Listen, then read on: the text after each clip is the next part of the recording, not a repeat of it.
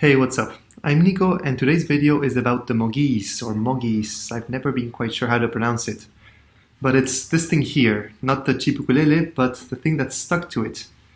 It's a vibration microphone. It's like a piezo. It doesn't capture, vibrations in the air like a regular microphone. It only captures vibrations on the surface that it's stuck to. So I could shout at this all I want and it's not going to capture anything, but if I hit it, it's going to recognize that. And what's most interesting about this device is that it can tell different kinds of hits, one apart from the other.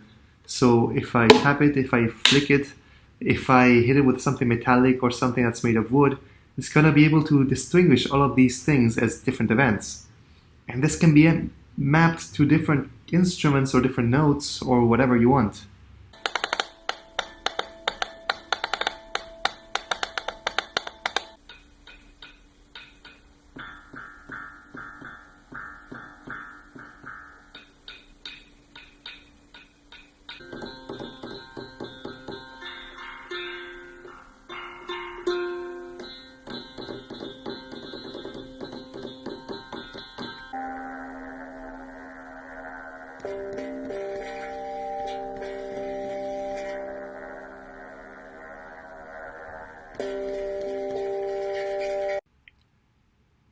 It uses some fairly straightforward machine learning to distinguish one kind of hit from the other. There's first a training phase where you need to show it several samples of the same kind of hit so that it learns it properly. Let's train it first to distinguish a very simple tap. As you can see, it's still not enough. I need to show it a few more samples before it can reliably group these into one. Now we're done. It's also a good thing to anticipate the kinds of variations you'll have while using this live so that it learns each possible case. So I might hit it a bit further here, a bit further here, just so that it has enough data. Once we're done, we have this little circle which represents the tap we just stored. We can add more of these. Now I'm going to teach it a little flick on the side. It randomly assigns an instrument to each, like this can be changed later. That's enough. And as you can see, these two circles don't overlap, which is good, because it means that it can reliably distinguish, in theory, between each possible case of each of these hits, and there is no overlap. That's good. So that works fairly well. You can add more of these if you want.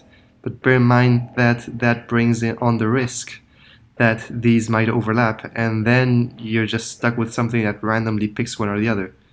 So let's try that just for the sake of it.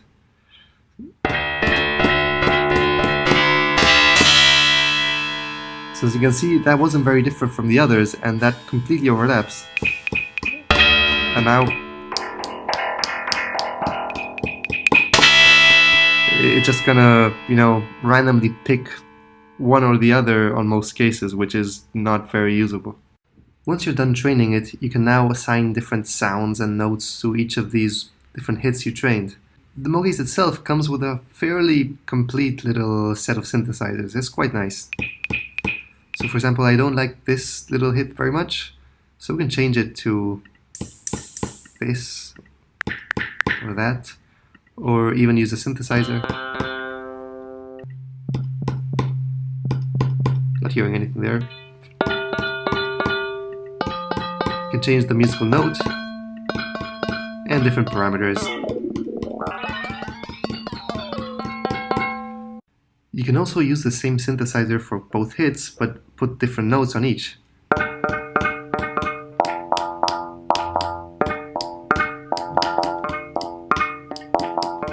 This can all be done using the built-in synthesizer, and as you can see, that's quite complete. I mean, you don't really need anything else for probably most of your weird projects you're thinking of doing now. But you could also send MIDI notes out from this app, and instead of using the built-in synthesizer, you could use synthesizers outside. And the advantage of doing that is that you can change the musical note on the fly based on other things. It could be other instruments or whatever you think of.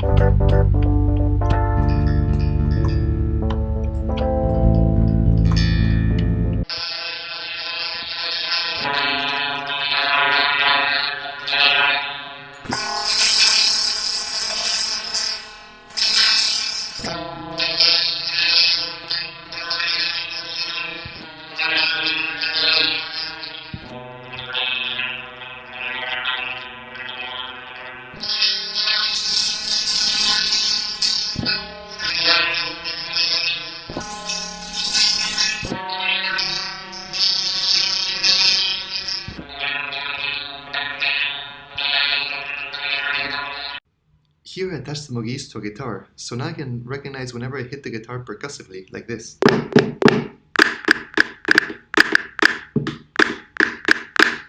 That's a lot of fun, but the problem I found with this is that it would also trigger whenever I would strum the strings of the guitar, which wasn't what I wanted. And the workaround I found for that is to train a third kind of hit and set the volume of that kind of hit to 0. So now when I strum, there is no percussive sound, but the Mogees is actually detecting something. It's just mapping that to something with volume 0.